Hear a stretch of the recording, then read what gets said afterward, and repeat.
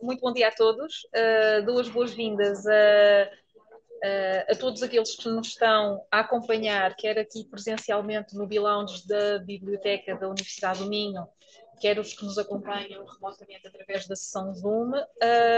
Aproveito para agradecer à Rede de Casas de Conhecimento o acolhimento e o apoio dado para a difusão, a realização e a difusão desta sessão.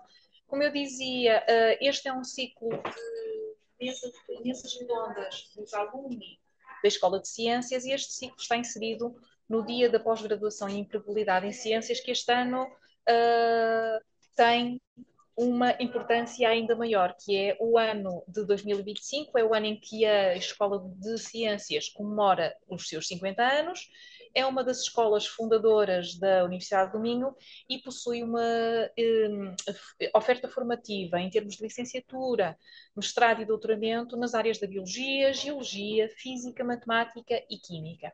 E o objetivo destas mesas redondas é precisamente promover uma troca de experiências e uma conversa muito informal com pessoas que partilham algo que é o facto de serem formados aqui na Escola de Ciências.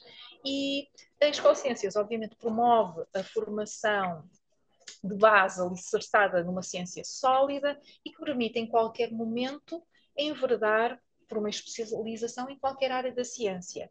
Um, Atualmente também com os contextos laborais muito dinâmicos, verifica-se que é necessário também sempre alguma flexibilidade e alguma latitude para poder enfrentar os novos desafios que se colocam, não é, no mercado de trabalho. Esta mesa redonda é dedicada à área da matemática. Temos aqui três alumni em posições de destaque em diversas entidades e irão, como eu já referi, partilhar algumas experiências e opções de carreira que eventualmente não sejam assim imediatamente perceptíveis pelos atuais alunos da, da Escola de Ciências. Agradeço a presença dos nossos convidados, agradeço a presença do professor José Carlos Espírito Santo, na qualidade de diretor do Departamento de Matemática, que hoje é aqui o meu. Vamos fazer um dueto em termos de moderação desta sessão. E se calhar eu começava por pedir aos nossos convidados que fizessem uma breve apresentação do que foi o seu percurso e de qual é a sua função atualmente nas respectivas entidades. Portanto, eu tirei, o meu nome é Nuno Oliveira, tirei a licenciatura, o mestrado e o doutoramento aqui na Universidade de Minho. Após tirar o doutoramento, eu estive, ou enquanto estava a tirar o doutoramento, estive numa posição a trabalhar num projeto que era entre a Universidade do Minho e a Bosch, era um projeto comum, no âmbito do projeto Sensible Car, onde criávamos algoritmos, no fundo, para viação autónoma. Depois encontrei um emprego na Fabamac, que é uma empresa que produz jogos de casinos. Estive lá durante 4 anos e, ao fim desses 4 anos, passei para a BMM, que é uma empresa que faz certificação desses mesmos jogos. E estou neste momento também a trabalhar como professor auxiliar aqui na Universidade de Minho. Obrigada, obrigada. Olá, eu sou Rodrigo, tirei a licenciatura em Matemática aqui na Universidade do Minho.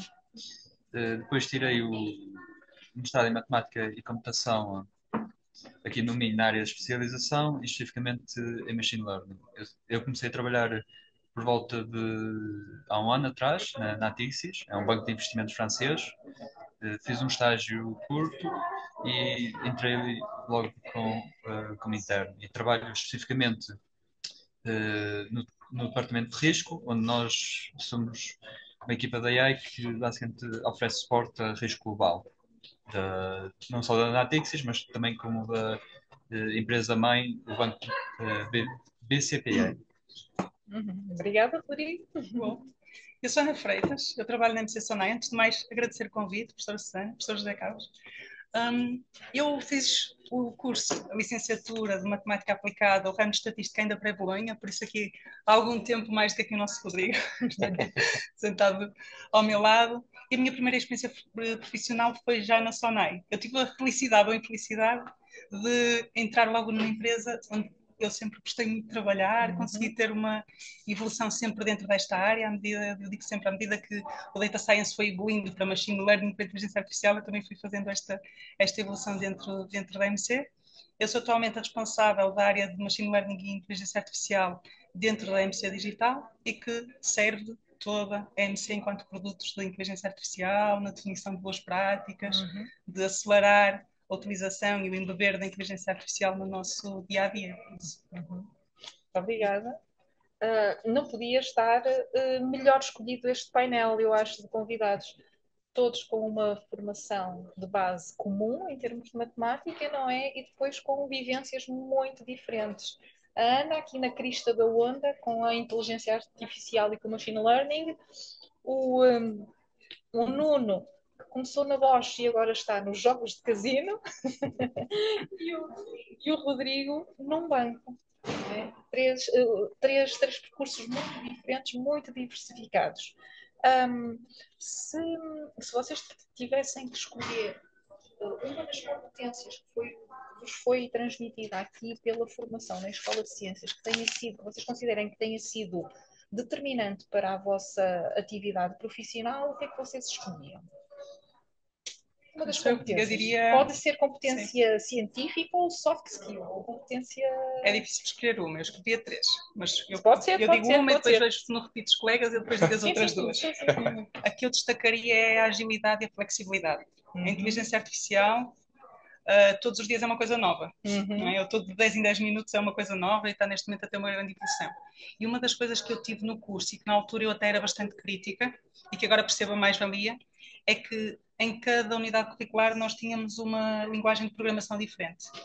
Mas, na verdade, isso dá-nos uma estaleca e uma latitude. É isso, uma latitude, uma flexibilidade, traz-nos uma elasticidade depois no nosso dia-a-dia, o de nos adaptarmos, que eu acho que é uma das grandes bases, e foi uma das grandes bases do curso que depois também me levou agora, e que é um grande suporte para a minha experiência profissional. Muito bem. Para mim, eu acho que a capacidade de receber informação, abstrair e, digamos, por ser um problema, criar uma solução a implementar, tem sido, digamos, a minha maior ferramenta. Eu fui para o banco de investimentos, mas eu tive zero formação em finanças, mas sou, por exemplo, capaz de receber de uma pessoa explicar-me um problema e explicar-me o que é que pretendem, as soluções que pretendem e, digamos, com as capacidades que fui ganhando aqui na Universidade do Minho, consigo basicamente criar, digamos, uma imagem de como fazer as coisas e concretizá-las. E para mim, e consigo ver, acho que é basicamente isso. Assim, é o principal. Eu diria que talvez a capacidade de aprender e trabalhar em coisas novas, coisas que nunca tínhamos visto antes. Isso na matemática acontece-nos frequentemente, nas disciplinas que nós temos. Nós aprendemos sobretudo a pensar sobre as coisas e depois isso é muito útil quando nós chegamos a uma empresa e temos um problema do qual nunca ouvimos falar, nunca tivemos contacto e rapidamente nós conseguimos perceber o problema, entender aquilo que está por trás, abstrair tudo aquilo que é desnecessário e resolver aquilo que nos é pedido. Obrigada. Carlos, não sei se... Sim, bem, bom dia. Também queria agradecer a introdução desta sessão e a resposta positiva que os nossos 6 alunos deram ao nosso desafio. Pois eu ouvi com muito interesse aqui a vossa escolha de competências que acharam decisivas para a vossa vida profissional. Eu não sei se a Ana quer acrescentar as outras duas que tinha ou se os colegas já adivinharam. As outras duas era o trabalho de grupo e a comunicação, que era uma coisa que era muito fomentada em matemática aplicada e que também acho que é uma grande força para o dia-a-dia, até porque hoje em dia estou num cargo de gestão, não é? E por isso as competências de comunicação é algo muito importante. E o trabalho de grupo, não é? Pois, isso é muito importante. O gestor sem comunicação com as restantes direções, claro, é o caminho para um grande foco. Eu penso que todos vocês aqui salientaram competências, digamos, genéricas. Uma pergunta, uma curiosidade. Aquela competência técnica, aquela UC, aquele teorema, aquela disciplina, acharam que foi útil concretamente em algum momento? Ou, ou é mais esta questão da maneira de pensar que a licenciatura em matemática dá, que é mais decisiva depois para a vida profissional? Eu poderia começar dizendo que todas as UCs que eu tive durante a licenciatura em matemática são úteis diariamente no trabalho que estou a fazer neste momento. Desde teoria de números, quando estou a analisar um gerador de números aleatórios, desde álgebra linear, com multiplicações de matrizes e coisas semelhantes, muitas vezes a análise, aparecem funções que nós temos que analisar e entender aquilo que está por trás delas, tudo isso vem da análise. A álgebra, na relação entre elementos que nos aparecem nos jogos e que são, às vezes, elementos genéricos e que nós temos que entender o que está por trás.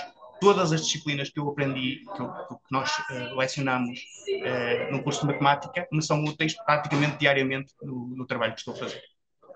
É muito bom, peço desculpa interromper, que é muito bom que essa nota fique bem clara, porque todos nós, enquanto alunos já há muitos anos, ou agora enquanto docentes, temos sempre aquela sensação que os alunos questionam, mas porquê é que nós estamos a aprender este conteúdo? Mas isto vai ser útil em algum momento? E nós bem lhes dizemos, sim, isto vai ser útil, mas eles mesmo assim têm alguma tendência a não acreditar, até que depois são confrontados, obviamente, quando finalmente entram no mercado de trabalho e estão nas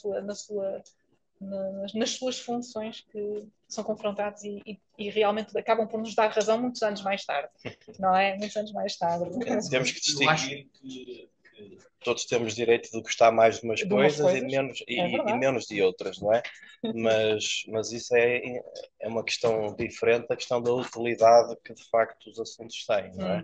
Se me permite acrescentar, sim, sim. Eu penso que nós também podemos desvalorizar porque nós o aprendemos. Eu tenho colegas que vão diretamente para mestrado, vão diretamente para áreas mais de computação logo direta, e depois sentem a necessidade no Data Science de ir às bases, de ir buscar os complementos de mas o que é que está a dar, as propriedades dos grafos, como é que isto é criado na raiz. E por isso termos esta base, eu acho que nos ajuda mesmo sem nós sabermos e se calhar sem nos apercebermos do quão útil é para nós depois na apreensão dos conceitos e não questionarmos tanto o que é que a programação está a fazer, porque na verdade nós sabemos o que é que estava por trás.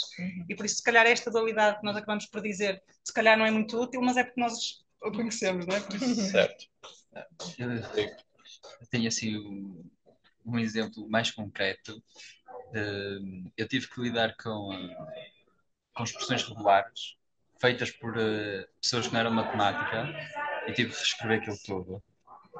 Porque, e especificamente, se não fosse ter que 3 UCs com expressões regulares e lógica, provavelmente uma coisa que me demorou 2 dias, podia-me ter demorado semanas a tentar compreender ou a fazer ou a reescrever. Assim, um exemplo mais específico. Se calhar também fazia uma pergunta um bocadinho diferente. Portanto, a Ana tirou licenciatura, depois não fez pós-graduação. Eu fiz uma pós-graduação, mas já não fui aqui na escola. Já estava a trabalhar na Sonai. Sim. E fiz na Portuguese Business School. Ok. Sim, senhor. Já com o componente de Data Management, por isso já um bocadinho mais... Ok, mais orientada, né? À gestão. Sim. O Rodrigo fez mestrado e o Nuno fez doutoramento. Querem partilhar o que é que sentem relativamente a essa questão? Se a especialização que vem a seguir à licenciatura é útil, se recomendam, se é perda de tempo, o que é que querem dizer acerca disso? Posso dizer que acredito que para o trabalho empresarial o mestrado é fundamental. Abre-nos uma nova forma de pensar, completamente diferente daquela que é a licenciatura, muito mais aprofundada. Acredito que o doutoramento já não tenha esse mesmo impacto. Não é que seja mau ter um doutoramento, mas acredito que o doutoramento deve ser mais focado para quem quer fazer investigação e não para quem quer trabalhar no mundo empresarial. Agora, um mestrado, sim, um mestrado é fundamental para quem quer trabalhar no mundo empresarial, porque cria uma nova forma de pensar, uma nova forma de trabalhar. Tudo isso é importante depois, mais à frente. Sim. Especificamente no meu caso, como eu tenho uma licenciatura de matemática pura, para o tipo de trabalho que estou a fazer é obrigatório ter o mestrado que tive, porque foi o que me deu basicamente os fundamentos para entrar na matemática aplicada e ter capacidade de bem, trabalhar na minha função, senão não chegava lá só com matemática pura. No meu caso, era uma licenciatura pré-Bolonha. Sim. O que é que eu acho crucial? No formato que nós temos hoje em dia, eu acho super importante os mestrados terem uma dissertação juntamente com empresas. Acho que isso é um passo gigante. Na minha licenciatura, eu tinha um estágio curricular na Administração Regional de Saúde do Norte, onde já nós começamos a ter algum contacto com o que é o ambiente profissional e é ali uma boa transição e que depois nos dá uma outra capacidade quando nós estamos em entrevistas. Acho que vejo uma grande diferença atualmente quando estou a entrevistar candidatos, eles já terem feito um estágio, uma tese, já terem estado integrados numa empresa ou não terem só terem experiência académica. Por isso, seja um estágio curricular de verão, seja o que for, já ter algum contacto e ser integrado durante o período da faculdade, acho que é um ponto crucial. Relativamente ao doutoramento, eu vejo como muito útil quando se está em áreas mais especializadas dentro da empresa, áreas mais técnicas, por exemplo, quando estão em áreas mais de data science, onde têm um papel mais, mesmo de inteligência artificial, mas quando têm um dia a dia mais técnico de pôr as mãos na massa. Okay? Acho que é muito, muito importante. Eu vejo, em alguns casos, como muito importante, até depois na mentoria e acompanhamento técnico no dia a dia das equipas. Sim. Eu tinha aqui, assim, posso Claro, sim, ficar? sim. Eu tinha uma pergunta, uma vez que estamos a falar de doutoramentos e mestrados, e veio-me à mente uma pergunta relacionada com o currículo. E no caso da Ana, a Ana conjuga em si as duas vertentes, no sentido que já passou pelo processo de ser entrevistada e agora está do outro lado da mesa, não é? A entrevistar candidatos. Qual é a vossa opinião? Acham que o currículo é algo de muito importante ou, dependendo do percurso que acabam por tomar, pode não ser assim tão importante? Por exemplo,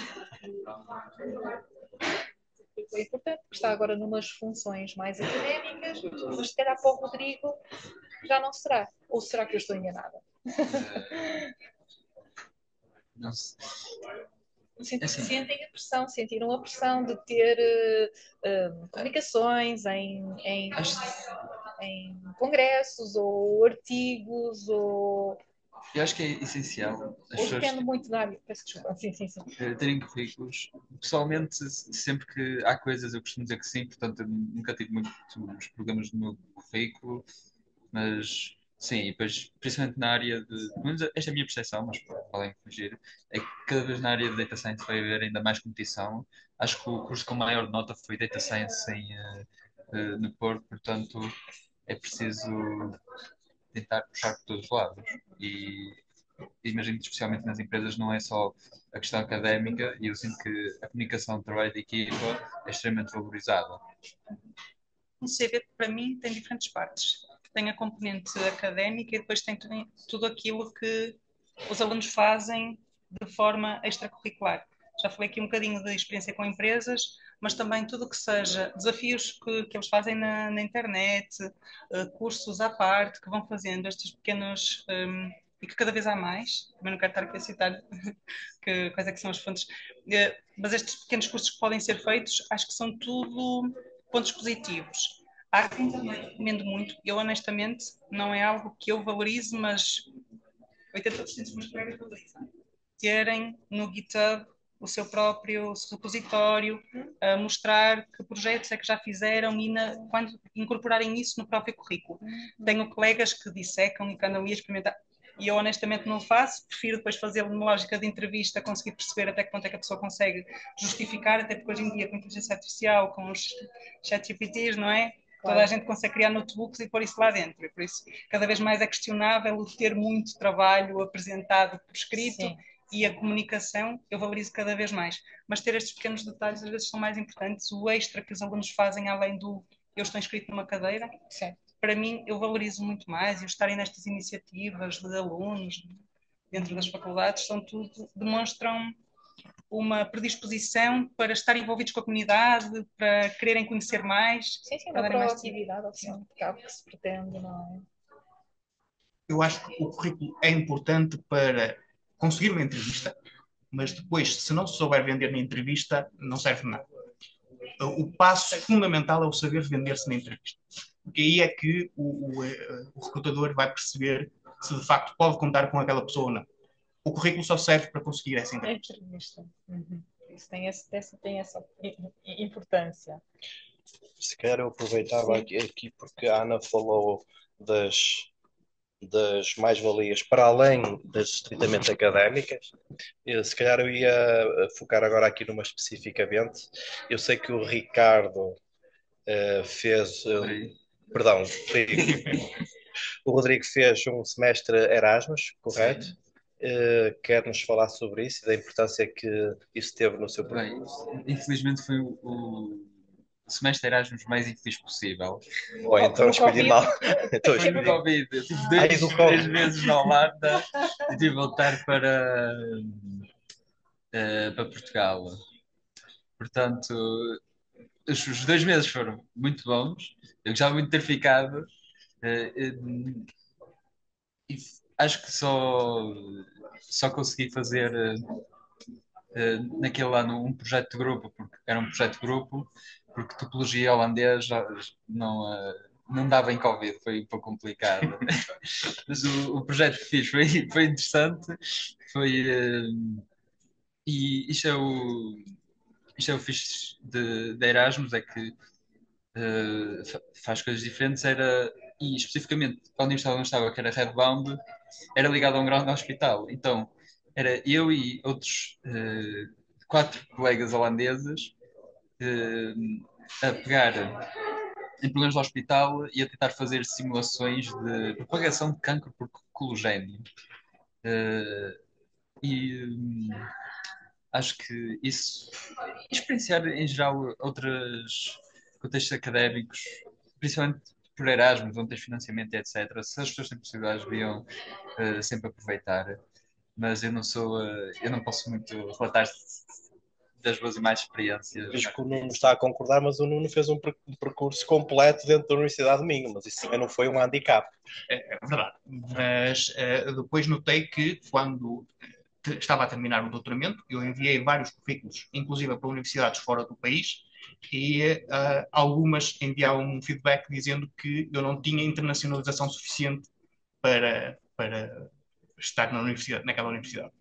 Portanto, acho que sim, essa experiência fora do país pode ser muito enriquecedora, sim. Nesse sentido, pelo menos. Não sei se. Eu fiz Erasmus, eu fiz um semestre na Alemanha. Eu diria que acima de tudo é o contraste do modo como nós temos como é a academia. Eu sentia que na Alemanha que havia muito mais a responsabilidade. Nós aqui somos um bocadinho mais levados ao colo e estão os alunos todos às aulas, e depois os professores estão muito preocupados em fazer um acompanhamento. E lá, ou os alunos queriam aparecer e faziam, ou se não quisessem, que estivessem à vontade. Era assim, mais responsabilização por parte dos alunos, pelo menos eu senti mais isso, do que eu sentia aqui. Ou então era porque aqui eu tinha a minha comunidade e eu fui sozinha, não é? Então era eu mais que ia às aulas, mas diria que era mais esta lógica e também porque as cadeiras eram todas selecionadas e os programas curriculares eram feitos mais à medida dos alunos. E por isso também mais esta iniciativa por parte dos alunos. E acima de tudo, pronto, para mim, foi a nível de experiência pessoal, de contacto com culturas muito diferentes. Também me abriu um bocadinho mais os olhos para a vida. Não é? E já agora, ainda dentro deste aspecto, portanto, de entre vocês que tiveram esta experiência internacional, sentiram que a formação que levavam de Portugal vos punha perfeitamente habilitados para interagir num contexto completamente diferente e competitivo, imagino? Bem, visto que eu estava-me a safar em topologia holandês, eu acho que sim, estava bem formado, não é? Porque na primeira aula, não é? É engraçado, o curso de Matemática em Rebound acho que é o curso de Ciências que não tem ninguém de fora em geral. Então o professor entra na sala, começa a falar holandês e de repente alguém me diz, olha, professor, está aqui alguém que não fala holandês, etc. E depois eu interpretei que ele mandou uma piada de já a falar holandês o pessoal reprova todo, quanto mais sem falar. Então a gente tipo riu-se e eu ri-me, depois explicaram. Não, mas acho que a formação que temos aqui na licenciatura, para mim, foi perfeitamente adequada para depois chegar lá e conseguir fazer as coisas. Não sei se a Ana Considero quer. que nós temos uma qualidade de ensino excelente. Eu acho que nós, como portugueses, qualidade de ensino, qualidade nas empresas, acho que nós temos esta tendência de desvalorizarmos o que temos internamente e quando eu chego lá fora, sempre que vejo noutras áreas, acho que nós estamos muito, muito bem posicionados. Eu posso adicionar, não de Erasmus, mas no contexto um pouco da minha empresa, que nós somos um polo que apoia várias partes do mundo. E basicamente, neste preciso momento, nós estamos a ser contestados, no sentido que nós participamos várias vezes, então a gente quer pessoal português para trabalhar para lá. E eles têm que estar a competir. Quem é que vai receber a próxima equipa ali de português? Não, não, é US. Não, não, é Paris. Portanto, todo o feedback que recebemos e em geral da empresa que estão extremamente satisfeitos com todo o trabalho que é feito aqui em Portugal. Pegar nesta questão que o Rodrigo acabou de referir, em termos então das oportunidades, se nós pensarmos no que são as oportunidades no país, que as há, não é? E vocês são prova disso. E as oportunidades no estrangeiro, quer dizer, todo o mundo, ao fim e ao cabo, está ao nosso alcance, ao vosso alcance, não é? No sentido que formado, neste caso particular em matemática, está a ser disputado, de acordo aqui com o Rodrigo, está a ser disputado por grandes empresas. Não é? Nunca foi um interesse da vossa parte o facto de, por exemplo, procurar alguma oportunidade no estrangeiro? Ou não? Não sei. Para mim foi, sim. Até porque eu tenho duas irmãs, as minhas duas irmãs estão as duas no estrangeiro, não no mesmo sítio, e por isso sim. Mas eu sempre tive uma progressão muito rápida dentro da MC e eu adoro o meu trabalho. Pronto. Eu entrei na Sonai como estágio profissional, ainda não tinha terminado o estágio profissional, já me estavam a dever a contrato e passado 3 anos desde a data que eu entrei, não, desde o final do estágio, já estava a gerir uma equipa. E por isso sempre que eu estava a pensar, por coincidência, ok, se calhar é agora que eu vou para fora e já estou aqui há muito tempo, sou muito jovem, aquela pressão de eu tenho de mudar, atualizar o meu currículo, surgiu uma oportunidade nova internamente. E eu estava a trabalhar inicialmente no Cartão Continente, onde temos muitos dados, é muito interessante avaliar o comportamento do cliente, nós estarmos a programar e estarmos a identificar com aquilo que nós estamos a fazer, porque às vezes parece que eu digo muitas vezes então de brincadeira nas entrevistas, então estás a pensar mudar do sítio onde tu estás, super fascinante, para vir ajudar a vender mais arroz e massa. E as pessoas, é um bocado o contexto, não é só isto, é muito mais do que isto, mas conseguimos identificar, no SMS que nós recebemos, fomos nós que ajudamos a impactar os clientes que têm maior afinidade com aquele SMS, para nós reduzirmos os custos. Vamos a uma loja, sabemos que aquele layout fomos nós que sugerimos, porque tivemos com as equipas comerciais. Estas pequenas coisas do dia a dia. Depois recebemos todas as reclamações, porque o iogurte não sei o que na prateleira, não havia. Pronto, recebemos todas as reclamações que existem no continente. Mas é esta relação com o trabalho e vermos o resultado do nosso trabalho, o impacto no dia a dia, é algo que sempre me apaixonou muito. E por isso, mas de facto, sempre que eu estava a pensar em ir para fora, sugeriram-me, recomendaram mudanças internamente, sem eu ter sequer de dizer que estava à procura de algo. Bem, por acaso, o benefício de uma empresa internacional é que tem que aumentar a mobilidade interna pode ser para diferentes países, não é? Depois de 3 anos, se fizer sentido, por exemplo, podia mudar para uma equipa em Paris, Nova York, Hong Kong, etc. E conheço várias pessoas que já fizeram isso. Pessoalmente, a razão em Portugal é porque agora tenho a minha vida aqui, tenho um emprego interessante, tenho a experiência, estou a poupar dinheiro, portanto não vejo necessariamente agora assim uma razão grande suficiente para ir para o estrangeiro. Portanto, Existe a possibilidade em qualquer momento, caso venha a mudar alguma coisa, não é? Quer sim, dizer, não há pressão. estou satisfeito com a minha carreira aqui, portanto, A BMM onde eu trabalho é uma empresa na Catalunha, portanto já está fora de Portugal. Já está fora. Portanto, para mim faz todo o sentido nós procurarmos emprego no mundo, não em Portugal. Sim. Mas a sua empresa tem escritórios em Portugal ou trabalha à distância? Trabalho à distância. À distância. Estive lá a fazer um treino durante um mês e a partir daí vim para Portugal e estou a trabalhar a partir de Portugal.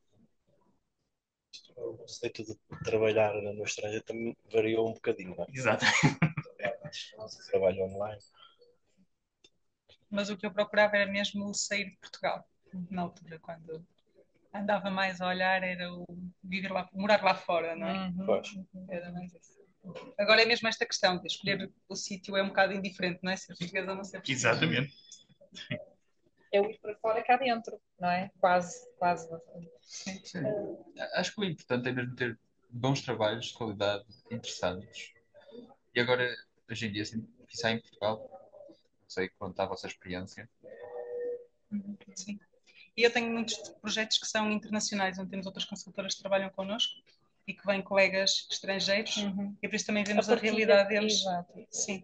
Acaba por haver essa Há esse partilha. contacto, não é? Sim. E nós somos muito benchmark, na verdade. Nós temos a Tesco, temos a Sainsbury's constantemente a querer falar com o cartão continente, a saber o que é que nós temos a fazer, com trocas de experiências, com Carrefour, com Lidl, em nível internacional, vamos acabando por ter este contacto e por vermos de facto o que nós fazemos é mesmo muita qualidade. Isso também vai dando este gostinho de, não, eu se calhar até não estou assim tão mal, se calhar eu estou bem.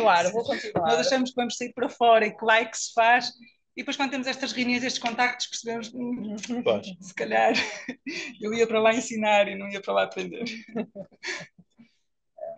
Para dizer só aqui mais um detalhe, a minha equipa é híbrida. Alguns são franceses, alguns são portugueses, portanto, a própria equipa é internacional. Sim, posso aproveitar aqui uma deixa do Nuno, quando há bocado falou em saber vender-se na entrevista. Então, se o Nuno agora quisesse vender jovens que estão a pensar escolher uma licenciatura, se quisesse desvender a licenciatura em matemática ou ciências da computação, o que é que lhes diria? É um pouco difícil sem uma preparação prévia, porque geralmente eu faço uma preparação prévia antes das entrevistas. Certo. Agora aqui assim, em cima da hora, é um pouco mais difícil. Mas acho que eles têm que perceber que a licenciatura em matemática lhes dá capacidades que mais nenhum outro curso, licenciatura e mestrado em matemática, lhes dá capacidades que mais nenhum outro curso dá. Cada vez mais as empresas estão a perceber isso e estão à procura de pessoas com um forte background em matemática e, portanto, se eles conseguirem mostrar que sabem matemática, que sabem pensar sobre problemas, que sabem abstrair tudo aquilo que é desnecessário e focar naquilo que é fundamental, isso vai ter um grande impacto em qualquer entrevista.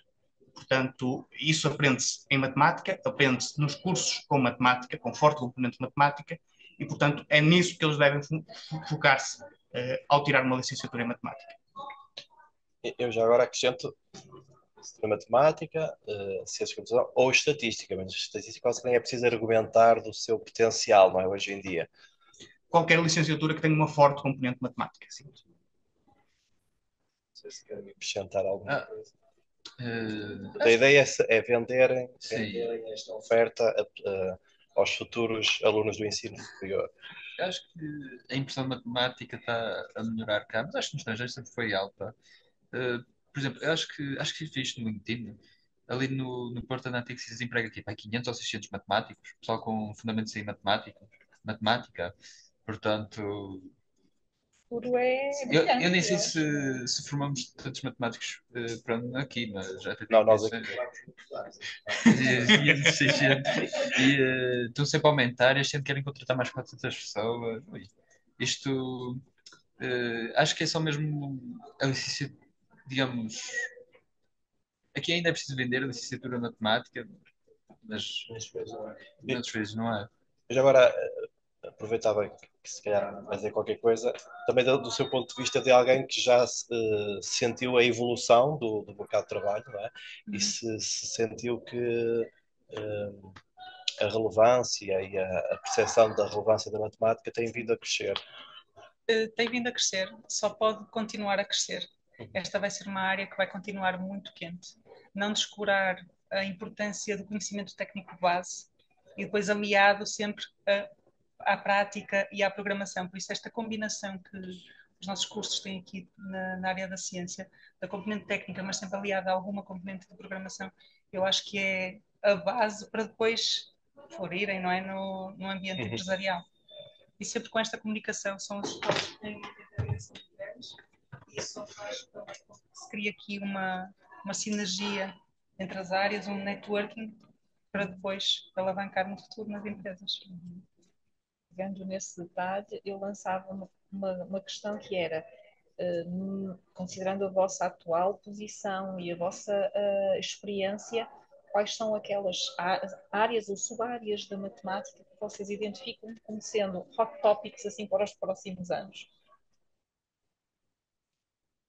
A questão, talvez otimização, por causa da inteligência artificial.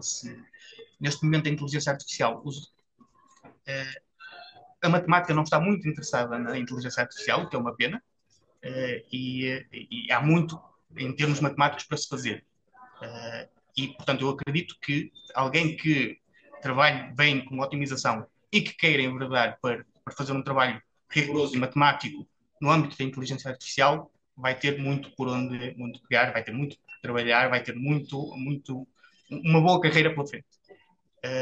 Portanto, eu acho que neste momento é uma forte candidata daqui por uns anos ter assim, ser assim o suprassumo da matemática é a área da otimização.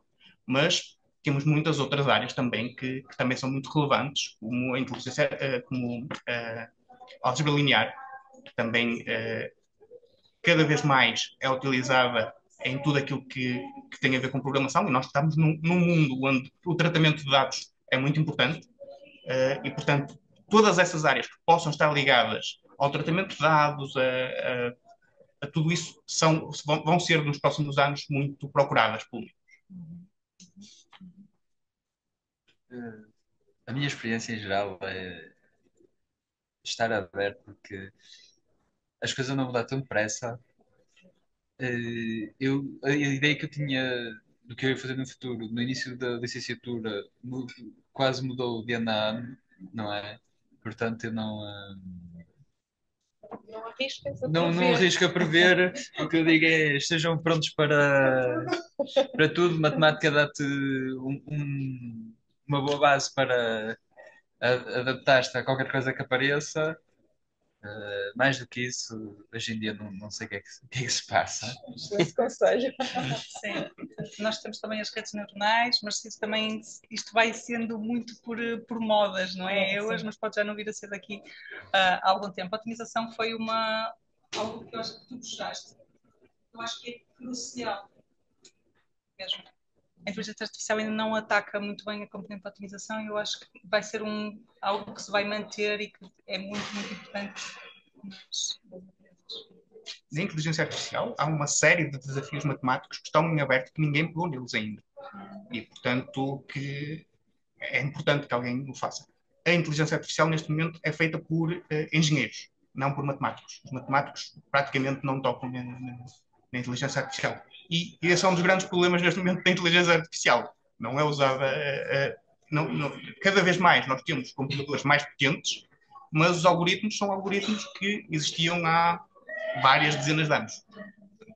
É necessário ser feito um estudo matemático forte nessa área. Sim, posso pedir uma ronda sobre.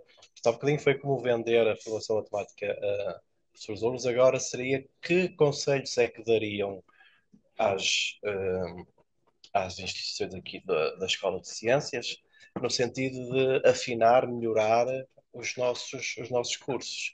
Já percebi que temos que pôr otimização nos planos de estudos, mais algum conselho concreto? Programação.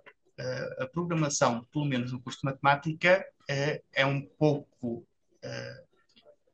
eu não diria que afastada, mas não está ao nível daquilo que é exigido pelas empresas. E, portanto, além de se poder aliar aquilo que é um currículo de matemática com a programação, porque é muito mais fácil um aluno entender conceitos básicos se tiver que os implementar e generalizar, do que se tiver só que fazer contas à mão, com casos particulares. A programação neste momento é muito requisitada por todas as empresas que procuram matemáticos. Portanto, um matemático que não sabe programar dificilmente consegue entrar no mundo empresarial, a menos que a empresa esteja mesmo à procura de alguém que só trabalhe com matemática e tenha programadores para fazer o resto, que é muito raro. E, portanto, acho que a programação é importante estar no currículo, programação com as linguagens de programação que atualmente são exigidas pela empresa. C++, Python, JavaScript e Java, sobretudo estas quatro. É muito importante. Eu tenho uma experiência mais recente no currículo, não é? E eu acho que já tinha dado esta opinião noutro contexto, que, por exemplo, o que eu uso mais é tudo Python, principalmente, e eu, bem, estas bases são fornecidas no estado de matemática e computação, na área de computação, o que eu diria que Python tem provavelmente vir para a licenciatura. Acho que é obrigatório Python estar na licenciatura, mesmo.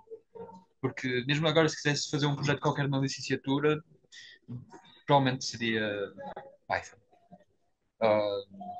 Acho que isso é mesmo essencial. Agora, C++, isso já não tenho muita experiência, não sei dizer. Porque até acontece que durante o primeiro semestre de Mestrado em Matemática e Computação, estamos a aprender Python e a utilizar Python ao mesmo tempo. Porque, pronto. E eu diria que C++ pode ser, na licenciatura, até podia ser recomendado, porque depois no Mestrado em Matemática e Computação temos métodos formais, que é principalmente baseado em C e C++. Depois, se uma pessoa tem que ir para métodos formais digamos, fazer as coisas bem, tem que aprender ela própria a ser mais do que, pronto, acho, mas era melhor não ter, se tivéssemos essas bases na licenciatura. Pronto, mas acho que é isso. Eu reforçava, tal como os colegas já disseram, programação. Eu não sei se me arriscava a pôr só uma linguagem de programação. Eu diria que Python, no momento atual, que tem de estar lá. Eu não sei se recomendaria à faculdade ter só uma, porque eu gosto mesmo desta flexibilidade. E Python depois pode não vir a ser amanhã. E eu tenho as minhas equipas a formar em Python e PySpark. E quem sabe não vão ficar mais escala daqui a uns tempos. Espero que não, mas quem sabe. E por isso esta flexibilidade e esta capacidade de experimentação que se consegue ter na faculdade, eu acho que é um benefício muito grande, eu não o tiraria, ok? Que não foi a experiência que eu tive. E depois proximidade, maior proximidade com as faculdades.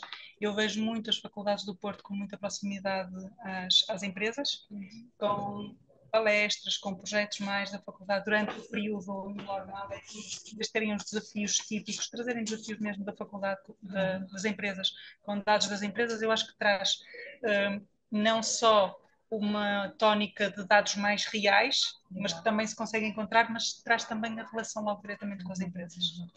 Começar a falar algumas fases mais precoce. Exatamente. Incorporado dentro do currículo normal, de uma cadeira normal, em vez de terem um projeto e pegam num projeto típico, desafiam uma empresa e têm dados da empresa. Cada vez mais, e a Sonia já se posicionou muito na lógica de nós não queremos partilhar os dados com ninguém, não queremos ter que se saiba que nós usamos dados. Essa não é a realidade hoje em dia, ok?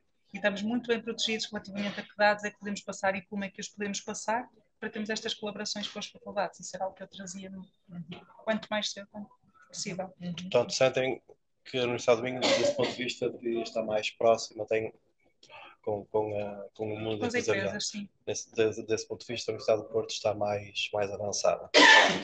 Tem mais proximidade, sim. Sim. Sim. Eu posso dizer, aquele programa que estavas a falar, de investigação de doutoramento da SONAI, podia dar esse exemplo? Sim. Eu participei bastante pela primeira vez no Link Ciência, uma partilha de desafios, mas foi o primeiro ano e não sei se vocês já têm o Link Ciência há muito tempo ou não. Não, foi uma estreia. É? Foi Pronto. uma Então, estreia. então, se calhar é uma boa prática que vocês Sim, têm. sim, sim. Já houve experiências antigas com um Era o nome iSci, diferente. era com um nome diferente, era o iSci. Pronto, o nome é um bocado relevante. Foi rebatizado, foi.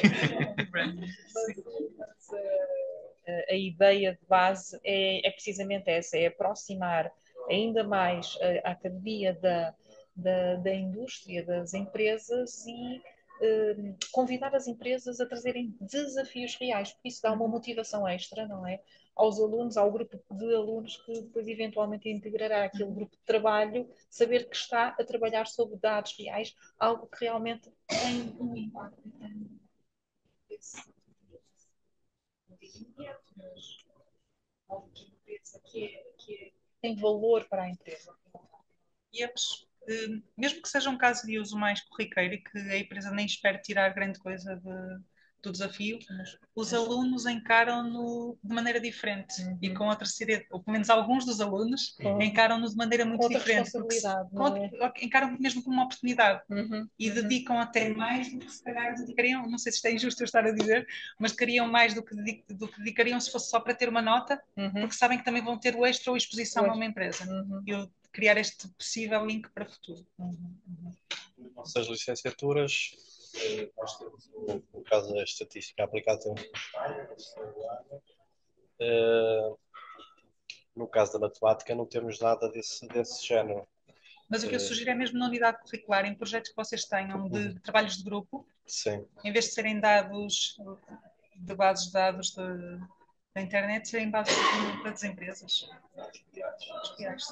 E a empresa nem tem que ter um grande compromisso, é fazer a partilha, haver NDAs e depois os alunos assinarem NDAs por causa da utilização dos dados e no final estão na apresentação final, nem precisam de estar nos espaços intermédios para também não ter de haver aqui um grande comprometimento a nível de tempo por parte da empresa, mas para também começar a puxar mais os alunos para a proximidade com... E as empresas estão interessadas nessa interação. Qual é a mais-valia para as empresas nessa interação? Nós na MC ainda é muito associado a uma empresa da arroz e massa. E não é, ok? Nós temos uma base tecnológica muito grande, nós temos 800 pessoas que são só técnicos da MC Digital, ok? E que fazem todo o suporte tecnológico da empresa e temos alguma dificuldade na contratação precisamente por causa desta reputação menos tecnológica e que temos cada vez mais criá-la. E isso é feito com proximidade com os faculdades. Como mostrar dados, como dizer, que interessante, fizeste isso. Olha, nós fizemos desta maneira e estamos a implementar assim. E cria-se uma comunidade de um modo como a empresa está a usar os dados de forma mais tecnológica. E todas as empresas têm este interesse neste momento. É muito bom ficar com esta nota e com estas sugestões, uma vez que podem ser incorporadas numa eventual revisão, não é, da licenciatura. A conversa estava muito boa e podíamos continuar, mas já atingimos o tempo definido para esta sessão, que eram uns 45 minutos. Eu queria agradecer-vos mais uma vez a vossa imediata disponibilidade para colaborarem connosco neste evento, desejar-vos as maiores felicidades nas vossas carreiras, esperar que tenha sido esclarecedor para quem está a seguir-nos pelo Zoom e referir que esta sessão também vai ficar disponível, gravada, vai ficar disponível e que haverá então a possibilidade de chegar a mais alunos, aqueles que ainda estão neste momento com alguma dúvida sobre o percurso que possam seguir. Agradecer às vossas entidades também o terem-vos dispensado para estarem aqui hoje, agradecer ao meu colega José Carlos que ajudou aqui na mediação, na moderação desta conversa e ficam desde já convidados para voltarem cá, por exemplo, no contexto do Link Ciência, que irá haver outras edições do Link Ciência, e agradecer também ao público que nos acompanhou, quer pelo Zoom e o público que está aqui presencialmente. Vou pedir um aplauso para os nossos convidados. Muito obrigada.